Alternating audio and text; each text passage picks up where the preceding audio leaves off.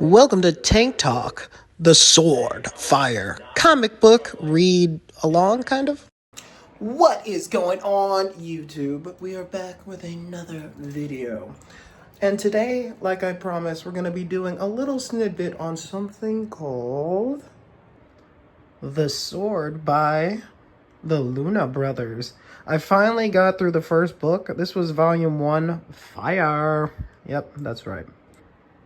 I'll start off by reading the back panel for you guys. So, The Sword.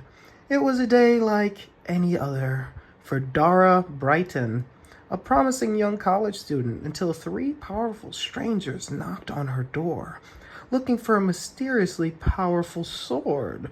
During their search, they brutally murdered her family and destroyed her life. But Dara's journey has just begun. First and foremost, I just really love the art style of this comic. The color, everything, even the little side panels I'll get into as we go through the book. So this is our main character here. To give you a quick snippet of the story, she's a paraplegic. She's been in a wheelchair all her life. She's lived basically a normal life with her parents. This is one of the first examples of the side panels that I like. They do these little nice sketches. They're kind of eerie, and that's what I kind of like about them. It really fits the tone of the book, and it helps immerse me in the story. I'm a very visual person, so it's very nice to see something like this. The book starts off like an average journey. She wakes up with her dad making her breakfast. Now, nothing out of the usual here happens. Shortly after she finishes her breakfast, her best friend shows up to ride her to school. The story proceeds with the girls chit-chatting, and nothing out of the usual happens.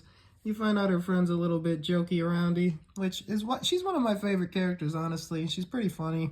There is another main character who does step in, but that's later on in the tale. So she goes through her classes, usual. Nothing out of the usual. Now, here is where the story gets juicy. The dad's at the airport. He's meeting up with his wife.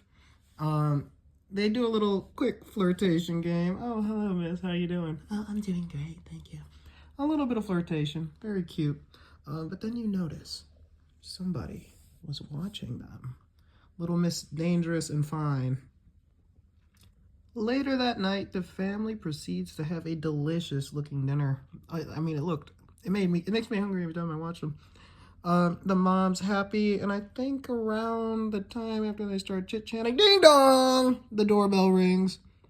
And lo and behold, a mysterious stranger enters.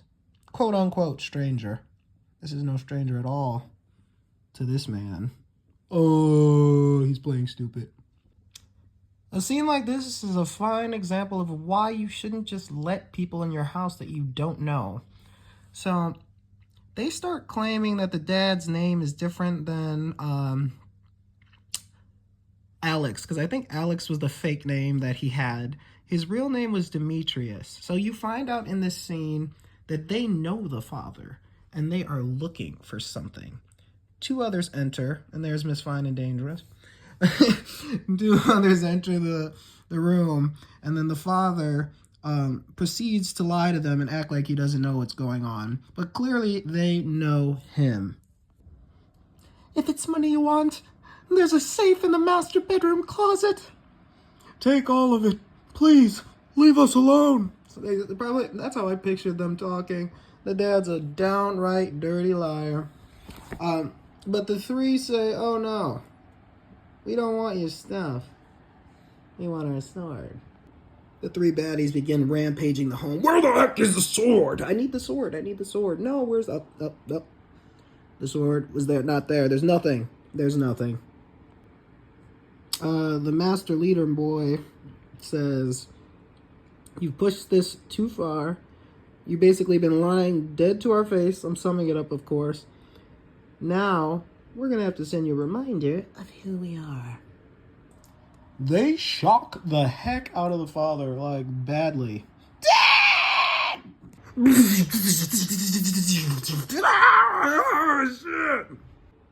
Oh, my God! Stop, please. What did you just do to him? See what you're putting your family through. Show us where it is, and you can end this. Can't you see you've got the wrong person? I said. Oh no! No, my wife! Oh, what have you done, Elizabeth? So the mom's dead. Dad! Andrew, no! Let's brother. Remember, this is on you. Daughter dead.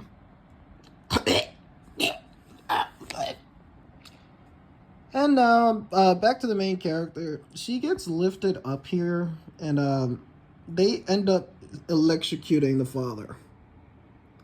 Basically, killing him. Luckily, they were unable to find the sword, but our main character lies here in agony after she just watched her whole family get murdered by 3 strangers who apparently knew her dad.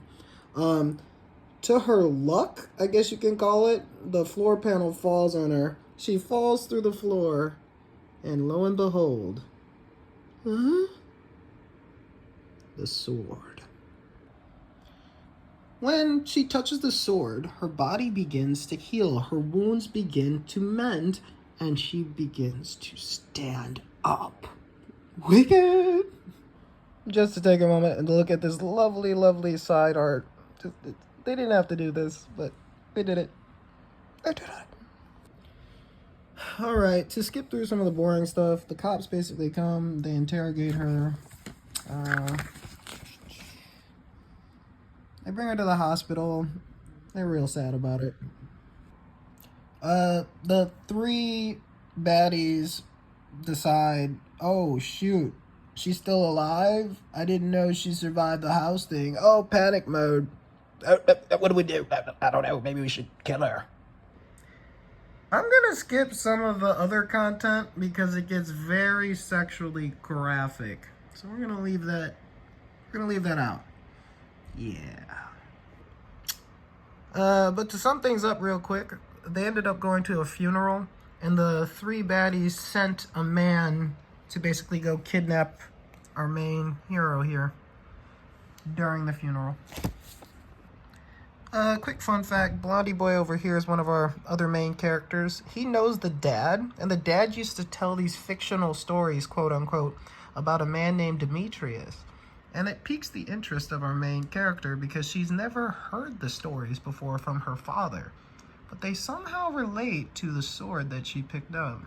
During the funeral, here comes Mr. Bad Hitman, hired to go find our hero.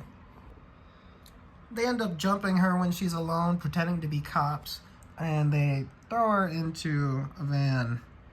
Yeah, they kidnapped a girl in a wheelchair. Very nice people.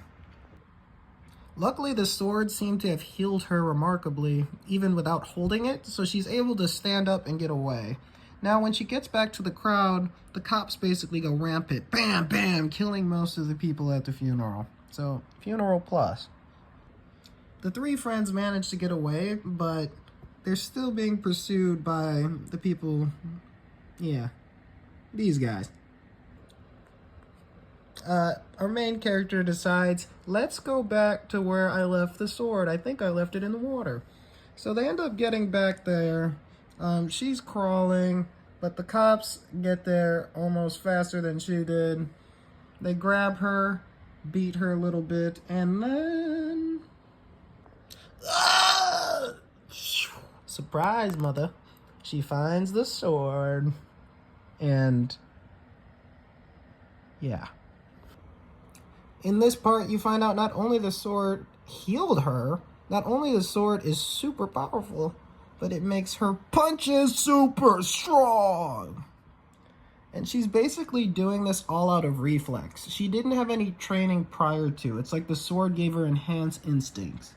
Very cool. You remember these cops from earlier that we talked about? Well, they catch up with them and they see the pile of bodies that she left. And of course, they blame her for all the murders, even though she was the victim running away.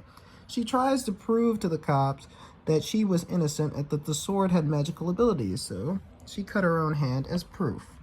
It was enough to startle them for them to get away. But their victory did not last long. The cops end up catching up with them, but ching ching, in Deadpool fashion, she blocks all the bullets. Sort of. Well, I mean, she did kind of a decent job until... Oh. She alright? I'm not going to leave. I'll catch up with you. Just trust me, okay? I already feel the sword healing me. That's basically what went down here. Super jump. I'm gonna jump ahead a bit. Eventually her friends are just on the run for a while, and then she ends up surrendering to the cops because she thinks possibly if she surrenders, she can get her name cleared the right way. As we can see from this side panel. Her friends remain on the run, and she gets taken into a government facility. She thought they were cops, but it was all governmental. And soon after, a kind old Agent Coulson offers her a slice of pizza and water. At first, the man seems nice. He questions her a bit and says, "Hey, we're here to help you." But then he gets a little nosy. He decides to touch the sword for himself after he hears about its healing factor. The sword, at first, seems to harm him. Ow! What is it doing to me? Oh my gosh. Blah, blah, blah. But boy, does he look better than ever. The sword not only healed everything that was in his body, but it returned him to his youth. In a weird way, I'm not sure if it was the sword itself that corrupted him, but he ends up kind of going berserk after he heals. And his boys notice it. So he kills his own team. Very horrible man, after all.